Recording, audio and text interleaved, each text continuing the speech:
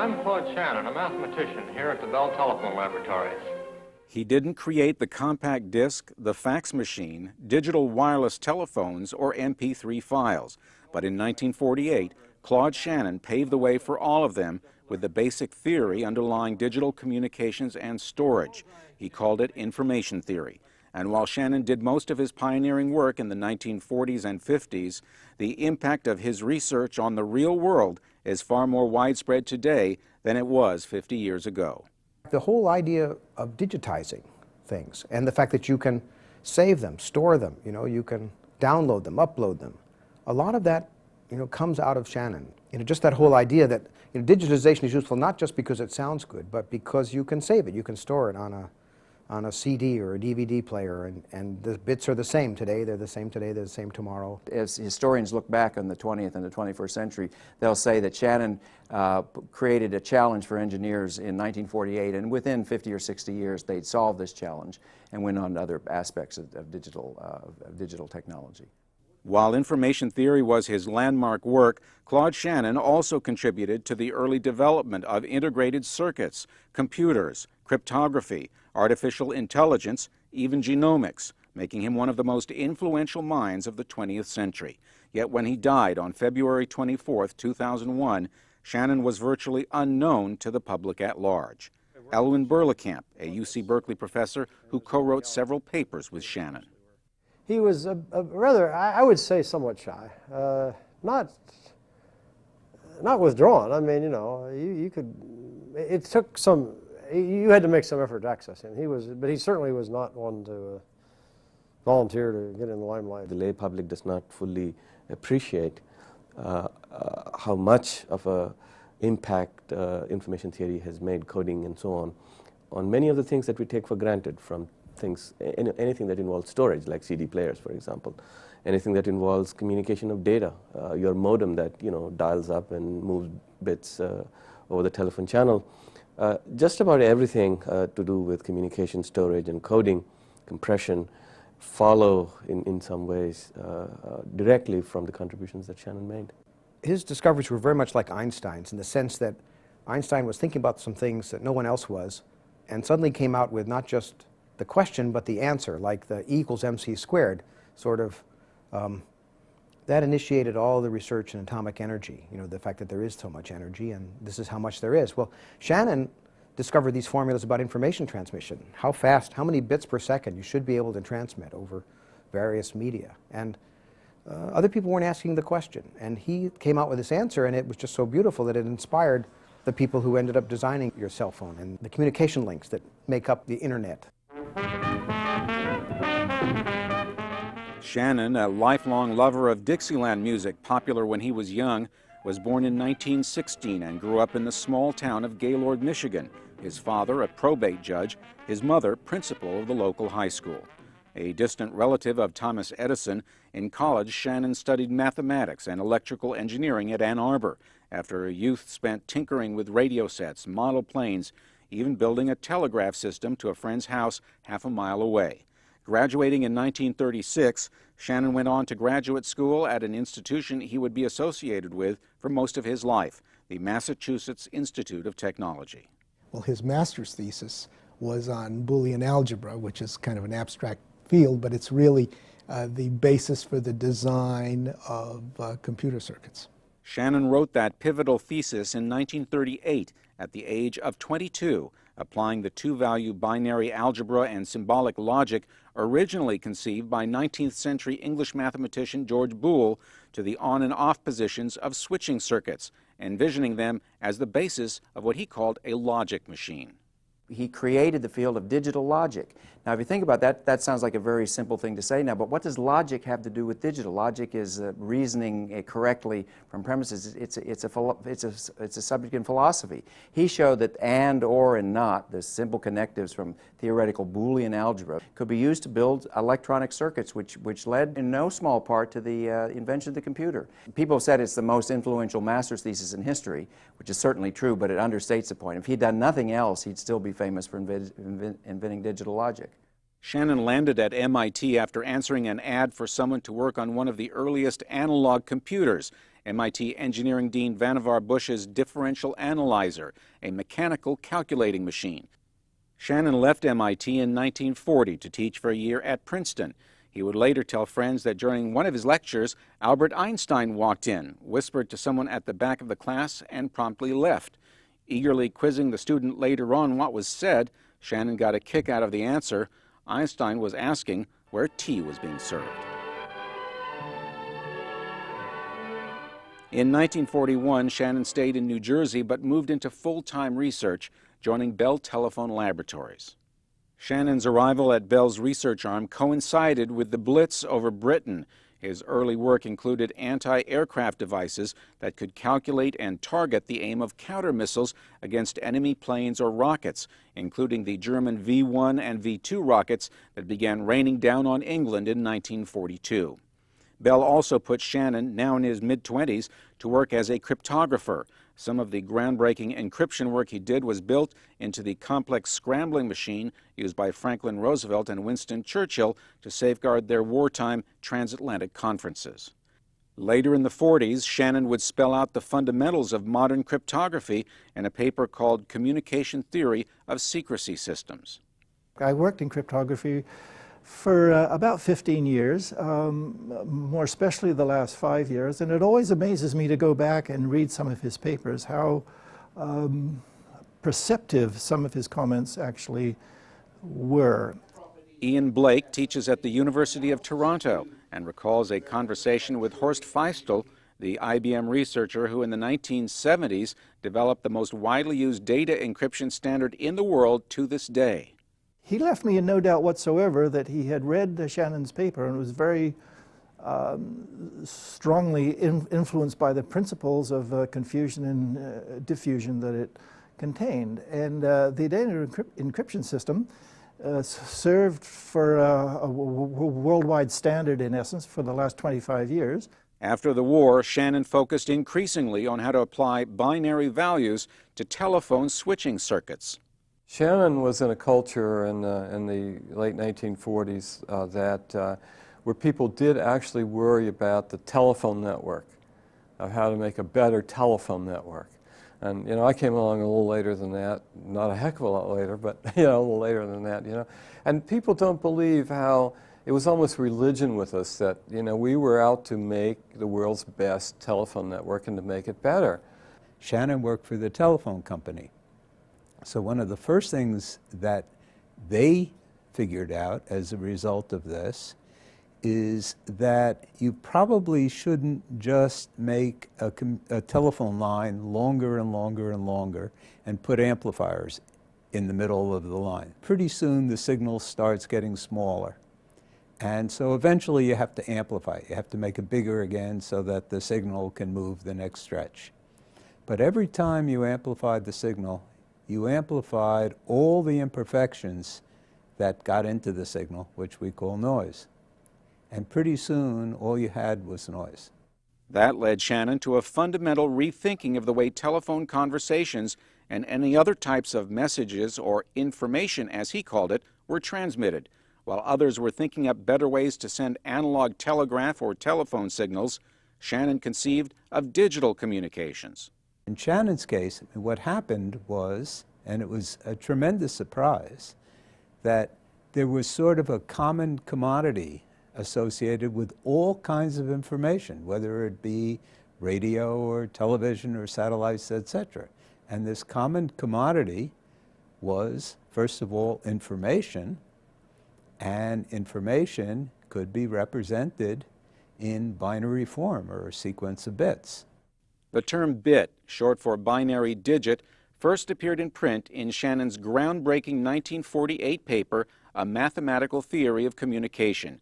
But in it, he gave credit for the term to a fellow Bell Labs researcher. Very early in Shannon's famous paper, he attributes the coinage of the word bit to John Tukey. But the Tukey bit and the Shannon bit really aren't the same thing. The popular notion of a bit is simply a unit of storage that you store either a 0 or a 1, and that's a bit. Now, Tukey coined this as simply a contraction of binary digit. The Shannon bit is a unit of information, and a storage bit contains at most one bit of information, but quite often a lot less. Shannon's world wasn't made of bits. You know, back in 1940s and stuff, the world was not an information world. Information technology was yet to be really conceived. The information age wasn't there. And you know, the idea of digitally representing things and working with bits just wasn't understood or there. In research circles, the 1948 paper published in the Bell System Technical Journal made Shannon a star overnight. It revolutionized the way engineers and scientists thought about communications, galvanizing researchers and spawning a new school of thought called information theory. By 1949, when Shannon married Mary Elizabeth Moore, Betty for short, and a numerical analyst at Bell Labs, he was an academic celebrity. More than 40 years later, Scientific American and other publications would label Shannon's paper the Magna Carta of the information age. It's one of the few times in history where somebody founded a field, stated all the major results, and proved most of them all pretty much at once. Shannon saw the binary digit as the fundamental element in communication. Information could be boiled down to sequences of ones and zeros, encoded, sent, then decoded at the other end. Messages could then be transmitted over long distances with virtually no loss in quality. While Shannon's work was theoretical, it didn't take long for his employer to figure out how to use the theory. What Bell came up with was a technology called a regenerative repeater. And what this said was, if instead of working with analog signals like my voice, if we had bits, if we didn't let the bits get too small, okay, we could regenerate the bit perfectly. And so instead of an amplifier, they put this device called the regenerative repeater, and then they started out with a bit, and a mile later they still had that same bit. While laying the groundwork for information theory, Shannon also contributed one of the fundamental insights guiding researchers ever since. One of the things that Shannon did, which I think he's very widely known for, is this notion of a fundamental limit. No matter what you do, as long as you're working with a certain amount of bandwidth, and as long as you're dealing with signals that are only so strong in the face of noise that you confront, no matter what you do, you cannot transmit more than a certain rate. Today, that barrier is widely known as the Shannon limit or Shannon capacity. In a sense, it was a prediction. It's like the speed of light. He said you can travel no faster than the speed of light, but he didn't say how to build rocket ships to do that. And so we've been trying since that time. When I say we, I mean the engineers, the mathematicians, the computer scientists who followed and who accepted the challenge that Shannon laid out, so to speak, have tried to find practical ways to get all the way up to channel capacity, to get more efficient wireless communications, fax modem communication. That challenge took decades. Dave Forney, who studied under Shannon at MIT and now teaches there, went on to design the first computer modems for Motorola and also invent codes and algorithms that have become global standards for data transmission. We are basically there. We're within a very small epsilon of the Shannon's channel capacity. But this really has only happened in the past decade and really only in the last 5 years in any kind of practical sense. So this is new news, that it really took 50 years for both the technology and the algorithms and the codes to get to the point where we could crack all of these problems. In his 1948 paper, Shannon also provided the foundations of data compression decades before it would be widely used. He saw the need and formulated the theory on which billions of JPEG, MPEG, MP3, and zip files are transmitted daily over the Internet. Shannon also pointed followers in the right direction in their efforts to boost the efficiency of digital transmission or storage. He came up with the concept of adding extra so-called redundant bits to a message so that it could be reconstructed at the other end despite some corruption. That is why today you can take a knife and scratch a CD, but it will still play as new. because it contains enough extra bits to make up for any that are faulty. To build this type of redundancy into storage and transmission, Shannon's followers had to design sophisticated error detection and correction codes. Andrew Viterbi, the designer of coding algorithms now widely used in wireless phone networks and co-founder of Qualcomm, notes that it took years for technology to catch up with the digital future that Shannon foresaw. Where we used to have one transistor per chip, we now have somewhere between 10 million and 100 million. All of that was necessary in order to make the Shannon theories practical. And it's quite interesting to note that Shannon's papers came out in 1948, and late in 1947 the transistor was invented in the same Bell Laboratory environment, Murray Hill, New Jersey, and the two went hand in hand. As Viterbi recalls, the first testing ground for Shannon's theory was the Jet Propulsion Laboratory at the dawn of the space age.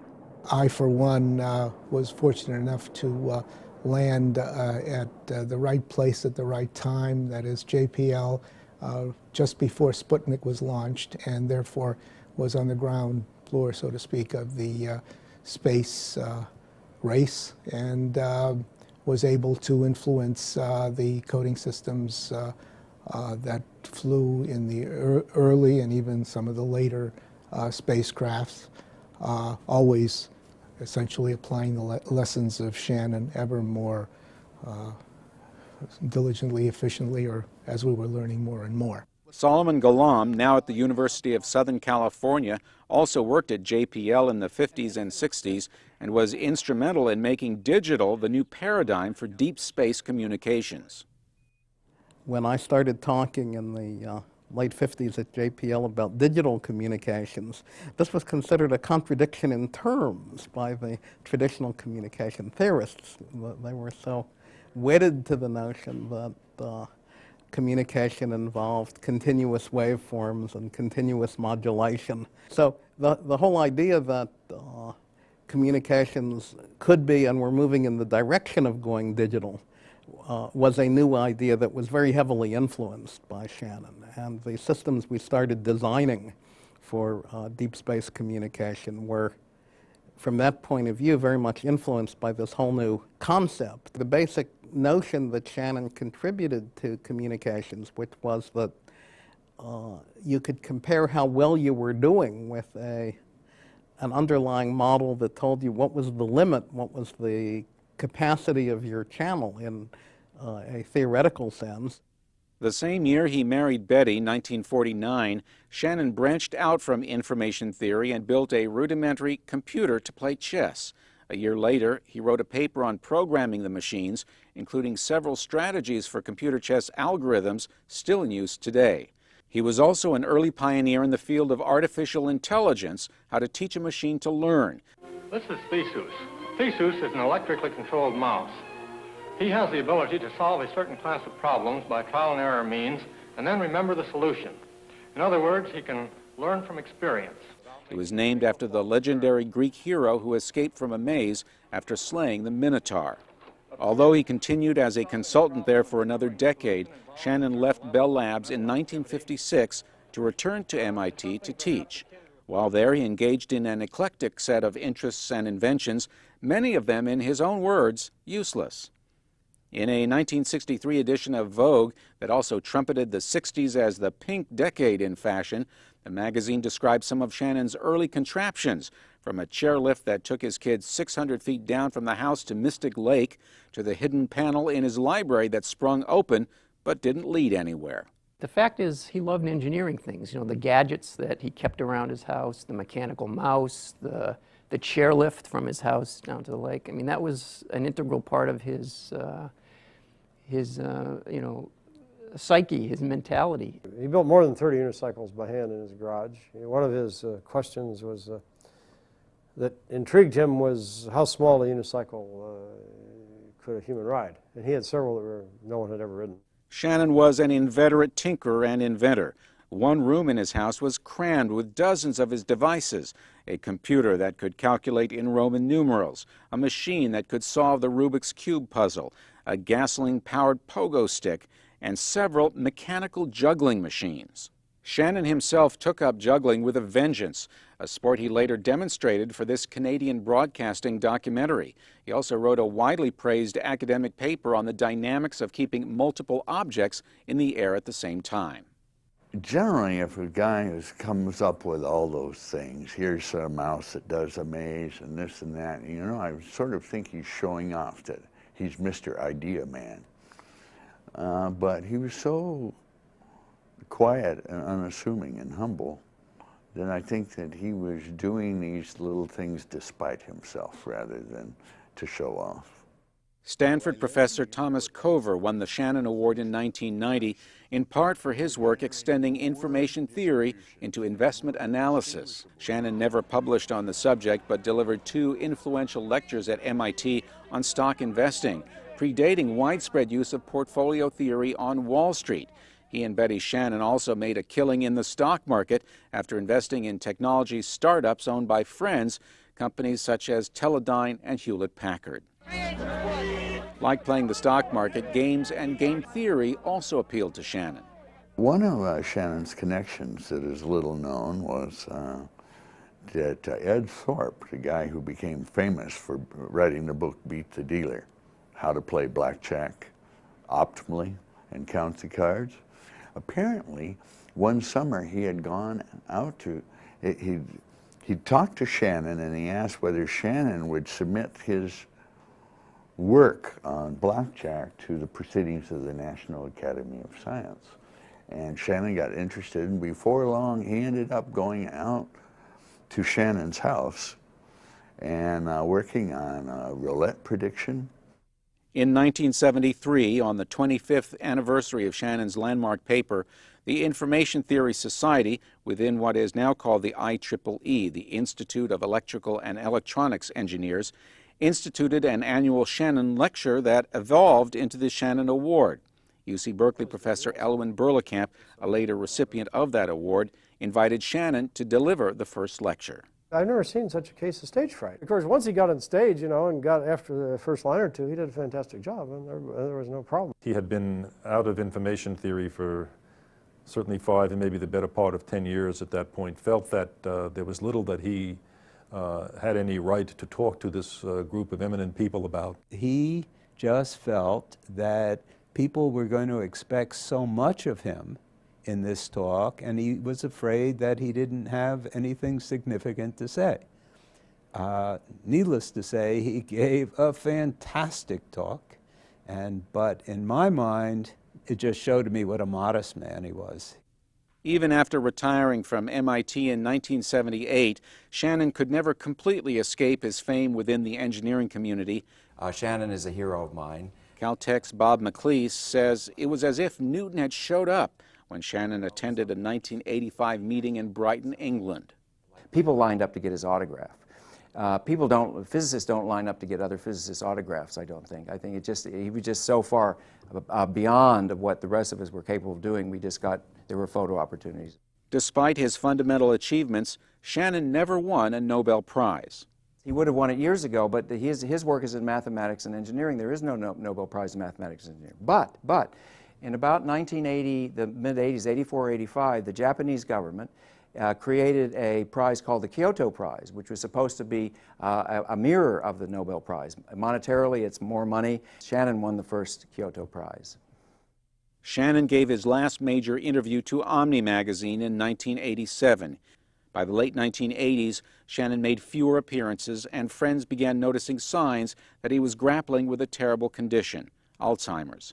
When the former Bell Labs buildings in Florham Park, New Jersey, were rechristened the AT&T Shannon Laboratories in 1998, Shannon was in a nursing home, too sick to attend.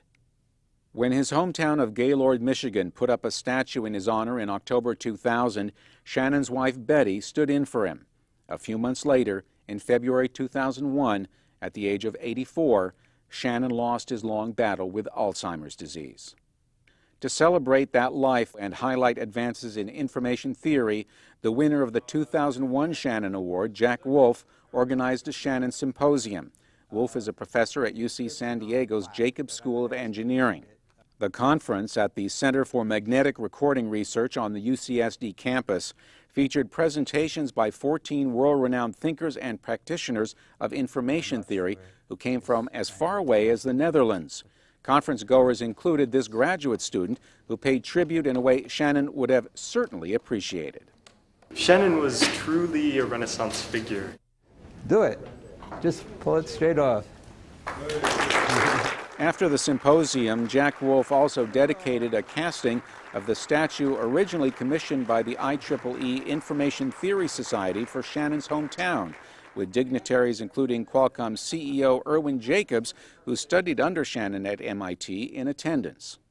It is wonderful to recognize the fantastic contribution that he did make to information theory, to communications, setting up everything that is now moving ahead at such a rapid pace. With Qualcomm based in San Diego and UCSD's School of Engineering named after the Qualcomm founder and his wife, the school has built a center of excellence in information theory among faculty and students unrivaled anywhere in the world. We have, within the last 10 years, hired the best and the brightest of the young Shannon information theorists in the U.S. This is the center of gravity of information theory in the United States at a university. We feel very close to the work of Claude Shannon. I was chatting with Toby Berger, and we were talking a little bit about the communication theory and systems and coding group that's been put together here at UC San Diego. And he very kindly said, you know, for the last 3 or 4 years, if one of my students wants to go study in that field, I say San Diego is the place you should go. At the symposium, former colleagues, students, friends, and admirers discussed Shannon's legacy. There's always this historical question about if this person hadn't existed, would the world be really different? And people say, nah, it would always, someone else would have thought the same thing. But I don't believe that. I believe individual people make a big difference. And Shannon is one of the most supreme intellects of this century. My guess is, you know, we're 10, 20 years ahead of where we would have been if Shannon hadn't been there to make these discoveries. There would have just been a lot of small discoveries, and he presented us with this big, clear picture all at once. What he did for communications and information theory in general was startling and momentous, and if he hadn't come along, it would probably have taken us 30, 40 years to come up with probably only a subset of his invention. The world would have gone ahead. We probably would have still had the internet today. We would have had high-speed modems and that kind of thing. We would have had error-correcting codes. But they might actually have been delayed. And there's almost nobody in the world you can say that about, that if that person hadn't existed, that the world wouldn't be quite like what it is today. But I truly believe Shannon is almost unique in that sense, that we wouldn't be as far along today if he hadn't lived and done what he did.